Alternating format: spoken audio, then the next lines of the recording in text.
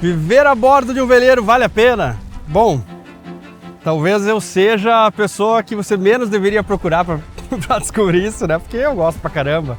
Mas eu vou tentar ser o advogado do diabo aqui e falar várias coisas que podem mostrar que não é pra você. É muito fácil ter certeza na vida. É só entender pouco sobre um assunto que a certeza tá sempre ali presente. Pergunte algo para quem realmente entende do assunto, um especialista, para você vai ver que as respostas são sempre mais cuidadosas. Porque ele entende o suficiente para conhecer as nuances, as exceções, milhares de exemplos que contradizem uma regra que simplifica demais. Toda regra simplifica demais. Quem sabe um pouco, sabe por simplificações que existem para ajudar a entender. Por exemplo, a gente aprende na escola que as vogais são A, E, I, O, U, as letras. Mas e o Y? E o W? Não tem som de vogal às vezes? Pois é. Mais ou menos. Vida difícil, problemática, meu Deus do céu. Não tem vento, assim, o vento tá muito contra pra velejar. Então a gente tá motorando aqui, né? Acho que vai vir um ventinho depois. Daqui a pouco a gente vai passar na parte que é menos abrigada, que não é no canal. E aí a gente vai ver como é que vai estar o mar lá. Mas eu acho que não vai estar muito problemático, não. Que é o que espera a minha esposa também. Eu e a Marisa. A Lívia se pintando com viripapo. Mas então as letras A, E, I, O, U não são vogais? Essa hora você deve estar falando, não, mas eu tenho certeza que são vogais. Na verdade, essas letras não são vogais. Elas representam as vogais. As vogais mesmo são os sons. E o Y e o W tem uma longa e complicada história do grego ou do latim até nós, e às vezes tem som de vogal, às vezes tem som de consoante. Até um I pode sim ter o som de consoante, como na palavra iate. Mas para explicar isso para uma criança é bem complicado. Não é a hora ainda. Talvez nem para um adolescente. É melhor gastar energia com outras coisas. Mas quem fez faculdade de letras sabe do que eu tô falando. E quando você perguntar para ele se I é vogal, se ele quiser ser preciso, não vai responder só que sim ou só que não assim de pronto. Mas isso não quer dizer que não se possa aprender sobre o assunto com convicção, com algum controle e com uma boa margem de chance de acertar, do tipo que você até botaria a vida em jogo. No vídeo de hoje eu vou falar sobre se vale a pena ou não morar em veleiro. E é um assunto bem mais complicado sobre se a letra I é vogal ou não. Então vamos lá. A primeira coisa que vem em questão, óbvio, é o custo. E nem poderia ser diferente, porque é super importante essa avaliação. Eu sei que em primeiro momento vem um olhar mais raso. O custo de um veleiro, para comprar o veleiro. E pensando um pouquinho mais profundo, o custo de manutenção de um. É normal se pensar, mas é caro. E realmente não é barato. Mas um apartamento e uma casa também não é. Eu diria até que na maioria dos casos são mais caros. Só que quem fala isso provavelmente está olhando para o lado errado. Não que isso não seja importante, não seja contabilizável em uma planilha de Excel. Claro que é. É que a verdadeira economia vem de outro lado. De outro aspecto da vida que a maioria não olha. Uma vez o americano Henri David Thoreau disse que o preço de qualquer coisa é a quantidade de vida que você troca por ela. Se você olhar no ponto de vista do mercado, por exemplo, assim, se você vai avaliar, vai botar preço num produto, não é só o tempo de mão de obra que está ali, mas assim a sua escassez, né? Uma série de outras coisas. Mas do ponto de vista pessoal, se você vai decidir se precisa comprar alguma coisa ou não, ou se vai tirar férias no hotel X ou no Y, eu acho que tem todo o sentido do mundo pensar assim. Quantas horas de trabalho em coisas que eu não gosto eu vou ter que fazer para comprar aquilo? De repente assim, vou trocar de iPhone. Talvez eu vou precisar trabalhar um mês inteiro, será? Para ter aquele iPhone? Vale um mês da minha vida? Ou poderia usar esse mês para fazer outras coisas que eu gosto mais que um iPhone? Claro, uma hora você vai precisar comprar um celular, eu uso meu iPhone para gravar, ele também me traz dinheiro de alguma forma, e todas essas coisas, elas são contabilizadas não espere uma medida única, um ponto de vista único e fácil de atribuir valor às coisas. Tem gente muito mais inteligente que nós tentando fazer isso há séculos. E também muda o ponto de vista, como eu falei, né? Tipo, o que é valor para você e o que é valor num sentido mais frio, né? Para uma empresa. Você não pode pensar só em escassez para o que vale a pena para você comprar ou não, né? Você não vai sair comprando coisas raras que não tem muito sentido para você. Quase todos nós, em um momento ou outro, acabamos comprando coisas para pertencer. seja uma classe social, um bairro, ou ter o status esperado de determinada profissão. Por exemplo, se eu sou um diretor de uma empresa, eu não posso chegar com um carro todo ferrado. Ou eu não posso me vestir assim, ou assado. Eu não posso ir naquele restaurante ou no outro. Ou ainda, compramos coisas para pagar o tédio, o vazio. Como ir a um cinema, um restaurante ou um jogo de videogame. Não que sejam coisas ruins, são maravilhosas. Diferente de um site de aposta, que, pelo amor de Deus, não faça isso. Especialmente a vida a bordo, que me deu a oportunidade de ter encantamentos, de ter lazer, de ter outras coisas que não precisavam de dinheiro, ainda que eu precise de dinheiro para muitas outras coisas. Apesar de um veleiro ser caro, apesar de manter um veleiro também não é barato. Eu morei em São Paulo e eu diria que quase qualquer lazer que você vai ter, qualquer coisa que você fica feliz em fazer, é pago. Sair num shopping, jantar, ir no cinema, comprar alguma coisa na loja, estacionamento, seguro do carro, o carro em si, gasolina, e todas essas coisas aí, multa. Se você botar na ponta do lápis, são caríssimas e no veleiro você vai ter muito pouco. Morando a bordo, você fica um pouco daquela armadilha de tirar dinheiro, que é um shopping, onde as escadas são pensadas para você passar por mais lojas e não no que é conveniente para o consumidor, como se deslocar, chegar mais fácil nos lugares, etc. Os cheiros, as vitrines, tudo tá ali para tirar o dinheiro do seu bolso. Ok, é algo legítimo, afinal o shopping tá ali e as pessoas precisam de dinheiro, as empresas precisam existir, gerar empregos. Eu às vezes vou a shopping também, mas não gosto muito. Morando a bordo, você foge um pouquinho disso. Não 100%. Aliás, a essa altura do vídeo eu diria que uns 30% do canal ainda tá indignado comigo por causa das vogais. Então eu vou deixar outro cara, um genial, que eu adoro, que tem um canal chamado Glossonauta, explicar isso pra mim. Na verdade a informação é dele que eu peguei. Oi Adriano. Oi pessoal, tudo bem? Glossonauta aqui. Fui chamado aqui para fazer uma breve contribuição linguística que vai se encaixar com o conteúdo do vídeo. É uma contribuição sobre vogais. Talvez você não saiba, mas acontece que dizer que as vogais são A, E, I, O, U é, na verdade, uma simplificação didática para facilitar para as crianças. Só que depois muita gente termina levando isso como uma verdade para o resto da vida. Na verdade, o termo vogal se refere ao som vocálico, que é o núcleo de uma sílaba, não exatamente às letras. As letras representam as vogais, não são vogais. A gente chama elas de vogais por metonímia. Em português, contando só as vogais orais, não nasais, temos pelo menos 7 com valor fonológico. A, E, I, O, U. Pode haver até mais dependendo do sotaque, como e U. Mas todas essas vogais são representadas por 5 letras. Ou às vezes até mais, porque, por exemplo, o Y, uma das vogais do alfabeto grego, pode ser para nós uma vogal, como em Lídia, se for escrito com Y. Mas também pode ser consoante, como em Yasmin, porque aí ele está só soando com o A, ou seja, consoando. Ele é consoante. Mas e se a gente pronunciar Yasmin em vez de Yasmin, deixando o Y na sua própria sílaba? Aí ele é vogal. Na palavra iate, o I é vogal ou consoante? Sim, ele é vogal ou consoante. No meu sotaque, eu digo iate, em 3 sílabas. Então o I é vogal. Mas eu acho que Adriano diz iate, em 2 sílabas. Então o I só acompanha o A da primeira sílaba, assim como o T acompanha o E da segunda sílaba. Iate. Na minha pronúncia, iate, o I é vogal. Mas em iate, ele é consoante. E não achem que eu estou inventando coisa nova, não. O que eu estou dizendo aqui é bem conhecido na fonética e na fonologia. Na verdade, o que eu estou dizendo aqui é conhecido há milênios. Já estava descrito em gramáticas em latim na Roma Antiga. Resumindo, A, E, I, O, U não são as vogais. São letras que representam vogais. E há mais vogais do que 5. Há bem mais vogais do que 5.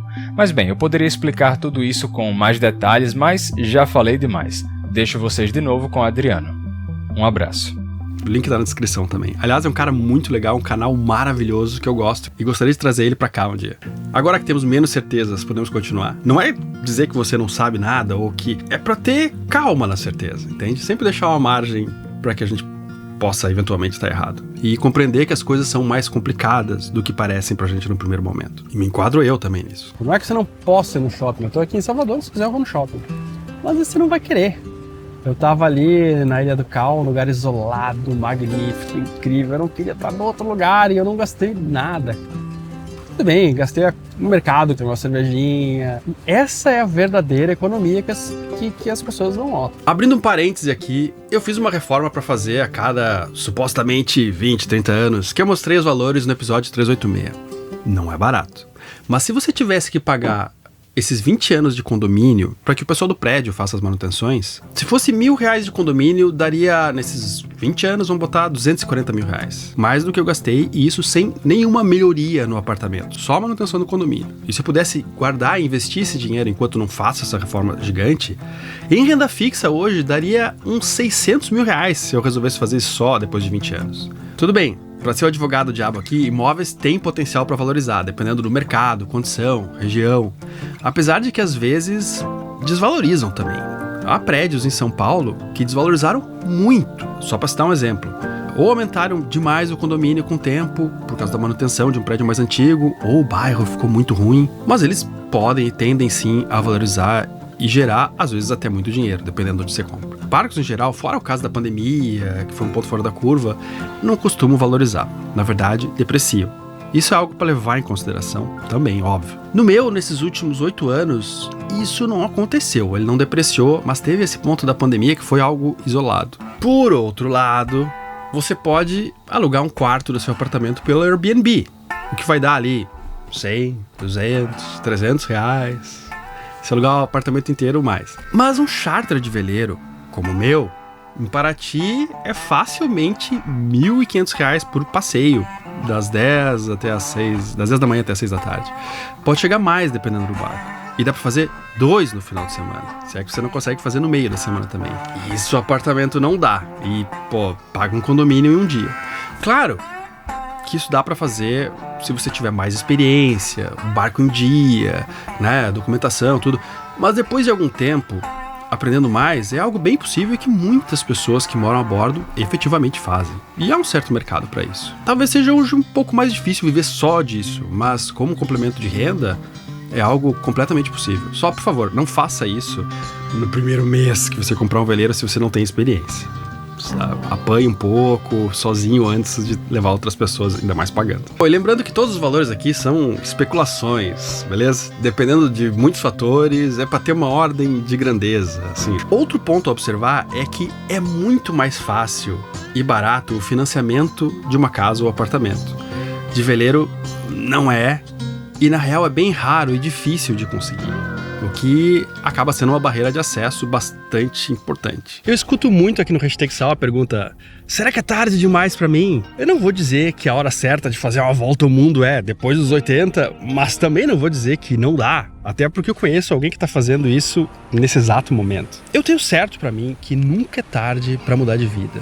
É claro que, como em uma navegação, um grau mudado na bússola no início tem muito mais efeito do que próximo do destino. Mas nesses anos do Hashtag eu descobri que somos capazes de fazer curvas fechadas na vida. Muito mais do que 1 grau. De 45 graus ou mais. Assim é com a nossa vida financeira.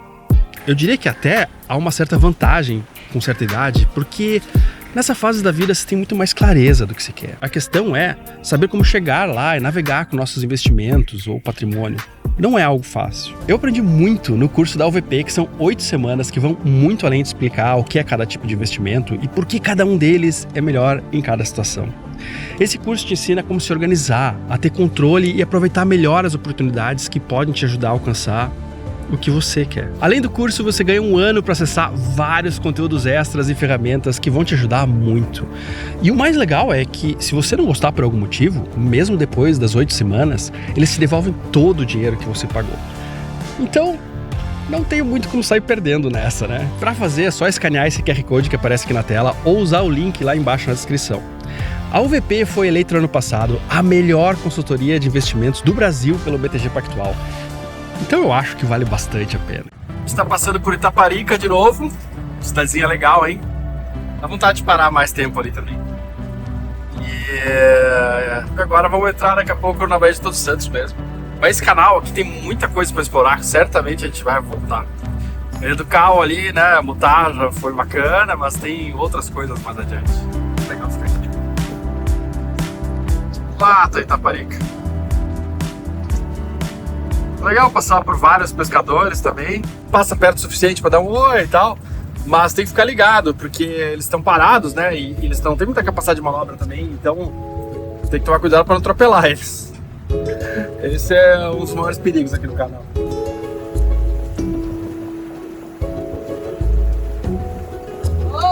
Beleza? Pode ser mais barato que uma casa, mas depende do veleiro que você quiser, depende da casa que você tem. Ao mesmo tempo, talvez para muita gente vai demorar muito para comprar um veleiro e tem que ver quanto tempo da sua vida você vai se dedicar a isso. Ou, na verdade, você já tem o dinheiro, você passa para vender uma casa, ou coisa assim. Então, tem muitas nuances. Mas eu acho que essa é uma reflexão que todo mundo deveria ter. Cada vez que for comprar uma coisa, pensar em quanto tempo tem que trabalhar para ter aquilo. Às vezes não vale a pena. O barco te ensina a ter essa medida por essa ótica o tempo inteiro, porque, por exemplo, eu quero tomar um banho demorado. Você pode, vai, nenhuma regra da física ou do barco te impede, só que você vai ter que mais frequentemente buscar água ou achar uma água em algum lugar. Se estiver no pier, beleza, mas aí também você não vai ter a liberdade que você teria, né, ancorado por aí. Eu tenho um desalinizador, tá, mas então você vai ter que trabalhar X tempo para ter esse desalinizador. Ou então, o lixo, eu gosto dessas embalagens aqui, mas você vai ter que fazer mais viagens para levar o lixo, né?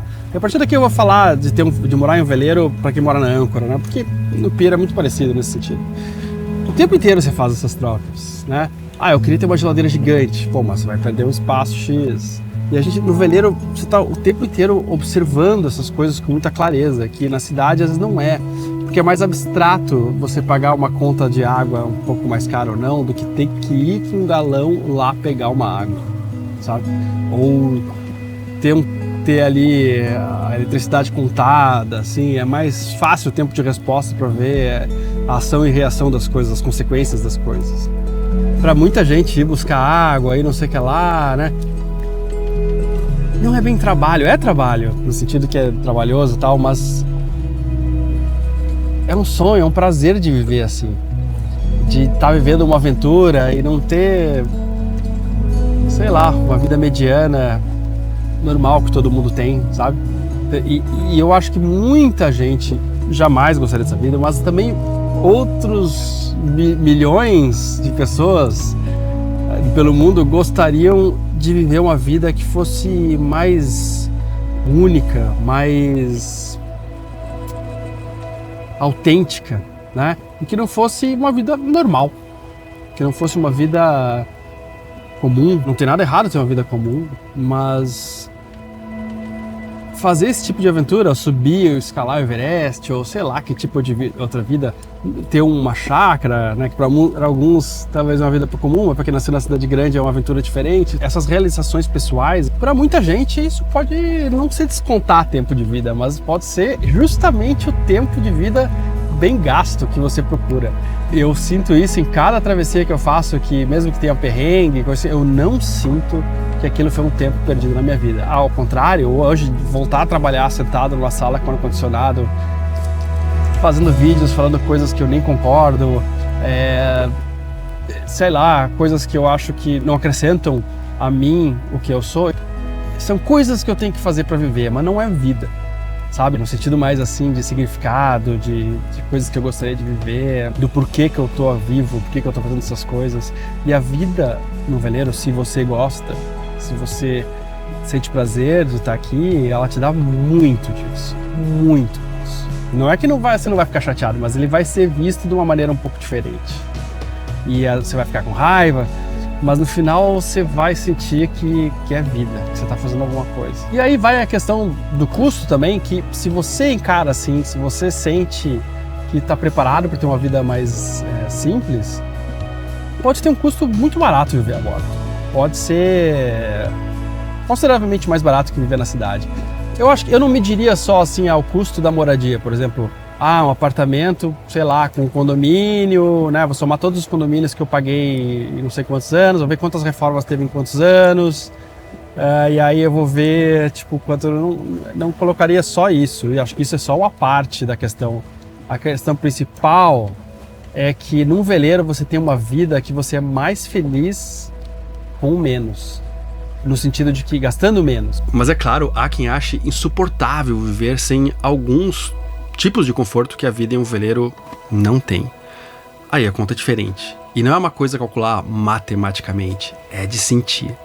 Cada um dá valores muito diversos, muito diferentes para uma mesma coisa. Assim como muitas pessoas que moram a bordo, como eu, sentiria falta de luxos que um apartamento nunca vai ter.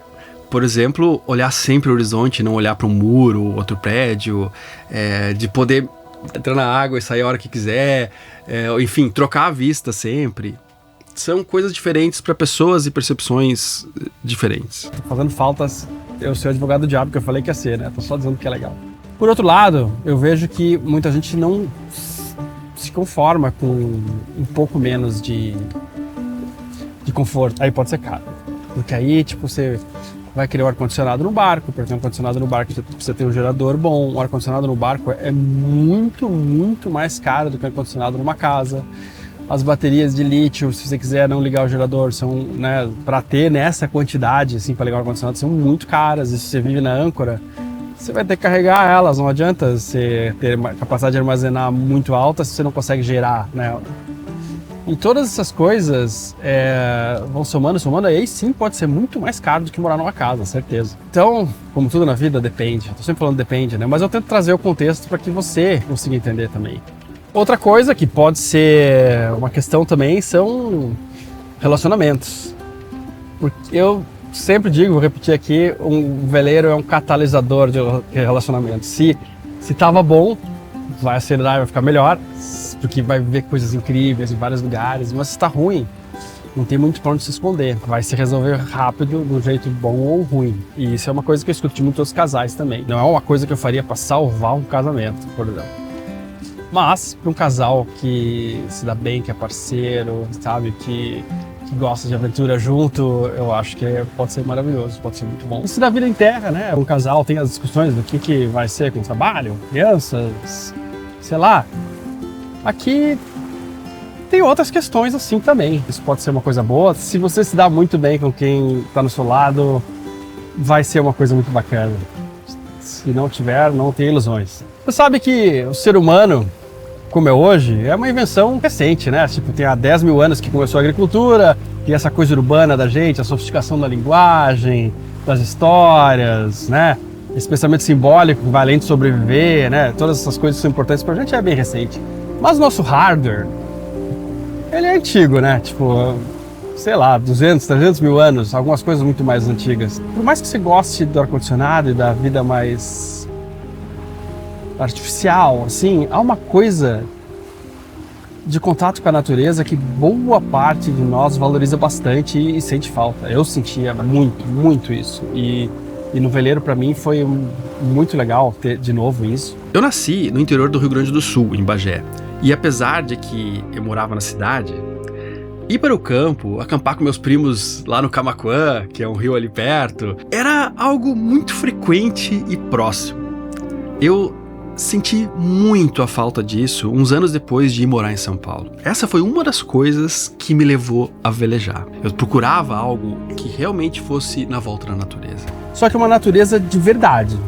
Tipo, é uma natureza que pica, que molha, que esfria, que aquece, que não tem o humor que você gostaria sempre, que você não pode doar. É uma natureza que você tem que dançar com ela, de verdade. Não um texto pronto, assim, eu amo a natureza e os passarinhos. Eu amo os passarinhos, sem problema. Mas digo assim, não é uma versão romântica, idealizada, que existe só numa oração vazia ou sabe assim, numa coisa nova era. Assim, não, é uma natureza de verdade. É uma natureza que você tem que entender ela e você tem que dançar com ela, tem que ser humilde na frente dela de verdade. E para muitas pessoas isso é maravilhoso, não cansa, eu me enquadro aí. E para outras pessoas não, para outras pessoas é uma quebra de expectativa. Isso pode se tornar uma coisa decepcionante às vezes. É triste quando isso acontece. É tipo um namoro, né? Uma coisa é você ficar 5 dias com uma pessoa, outra coisa é 1 ano, outra coisa é a vida inteira. Então, esse contato com a natureza a gente sente falta, mas nem todo mundo está preparado para ter esse tipo de contato. Não é que a gente fica aí nos elementos, não tem uma cama confortável ou luxos, né, um sofazinho gostoso. Eu não vivo aqui em cima do deck o tempo inteiro, né? Mas você não vai poder sair de um lugar no dia que você quer, às vezes, porque tá chegando na frente fria e tá muito perigoso, ou o vento não tá para aquela direção. Às vezes você vai ter que sair na frente fria porque é o único jeito que tem para sair. Não é à mercê no sentido de que você não pode fazer nada em relação àquilo, mas você tem que, às vezes, deixar a natureza passar, deixar aquilo acontecer. A cidade, ela tende a esmagar qualquer vontade da natureza, né? Tudo é fechado, tudo é o carro. Tem que ser uma coisa muito forte, um furacão, uma inundação muito forte para uma cidade parar por causa do tempo, né? Aqui não. Aqui a gente dança conforme a música dela toca. De uma forma geral, viver em um veleiro tem muitos aspectos da vida que meus avós tiveram, eu acho. Especialmente na época que eu vivia sem geladeira. Hoje quase todo mundo que mora a bordo tem geladeira, mas... Nesse momento, eu acho que o meu avô, Karl Plotsky, olhando o meu celular, o meu computador, dessalinisador, placa solar, não sei o que lá, tá quase me xingando em alemão por dizer que eu tenho a vida que eles tiveram. O meu bisavô, Josef Plotsky, que lutou na Primeira Guerra Mundial, então, deve estar revoltado. Desculpa aí, pessoal. Só em alguns aspectos. Eu sei que eu tenho uma vida muito mais fácil do que vocês tiveram. E eu sou grato por isso. Você curte o Hashtag Sal e você acha que mais gente deveria assistir, que o YouTube deveria postar para mais pessoas? Tem como você ajudar a fazer isso, cara. Clica aí num like, deixa um comentário, se inscreva e, se tiver disponível, use o Hype, que tá disponível só na primeira semana e em celulares. E eu notei que, de todo mundo que se inscreveu, só 18% clicou no sininho, cara. E 8% tem as notificações do YouTube ligadas no celular. Então, talvez você esteja perdendo conteúdos muito legais que a gente está fazendo e não aparece aí no seu celular ou na sua tela. E se você gostou muito do Hashtag Sal, torna-se um apoiador lá no Apoia-se. É muito legal, tem um grupo onde você pode entrar em contato comigo e diversas outras pessoas e custa bem pouquinho por mês. Tem algo de extremo para os padrões de hoje, né? Tem algo de apaixonado, tem algo de desenhar a vida com as próprias mãos, do jeito que se quer, né? Pelo menos escolher as inspirações que mais combinam com você. Tem algo do desconhecido, de aventura. O desconhecido tem os dois lados, tem a das surpresas maravilhosas e tem dos momentos que você, se pudesse, evitaria. Falando em família, essa é outra dúvida. O isolamento. Olha, eu nunca tive uma vida tão fácil de fazer amigos como a vida em um veleiro. Dá pra ter uma vida social super agitada. Mas quem vive colado na família e tem essa convivência frequente, vai sentir falta. Mas eu acho que é como qualquer outra mudança para outro estado, outra cidade. Ou até não, se você mora no Rio de Janeiro e muda para um barco na Urca, não vai mudar absolutamente nada. Só se você morar na mesma casa ou ao lado, aí tudo bem. Mas é como mudar para outra casa, não vai ter essa diferença. Então, não é bem o mar que faz isso, mas assim, o deslocamento para uma outra cidade. É claro, é obviamente diferente de morar em motorhome, onde a maioria já tem carteira de motorista, sabe dirigir um carro. No barco, você vai ter que aprender a dirigir um veículo completamente diferente. Não tem nada a ver com o carro. E isso pode ser um desafio para muitos, mas é algo que se aprende. Eu diria que praticamente qualquer um que aprendeu a dirigir um carro vai conseguir aprender a navegar um veleiro. Óbvio que se estudar, tem que estudar, nada é automático e não interessa o quão inteligente você é, destemido, tem que estudar. Claro, depende do que você vai fazer. Para dar uma volta ao mundo, tá, é diferente. Você tem que aprender muitas coisas. Vai demorar um pouquinho. Mas para ficar com o barco em Paraty, até Ilha da Cutia e tal, ou aqui na Baía de Todos Santos, é algo que estudando, fazendo um curso bom, se habilitando, se preparando, é algo que você consegue bem rápido, em pouco tempo. Depende de quanto você se dedica, depende das horas de voo, mas é rápido. A partir daí você vai progredindo aos poucos. Mas pilotar o veleiro não é a única coisa que você vai precisar. Viver em um veleiro tem uma coisa assim de quase renascentista, de ter que aprender várias coisas em uma vida. É claro que a gente não vira especialista em nada, talvez especialista em morar em um veleiro, mas você tem que aprender a consertar um pouco, pelo menos, do motor a diesel, saber mexer com elétrica, com fibra de vidro, a velejar, meteorologia, receita de pão.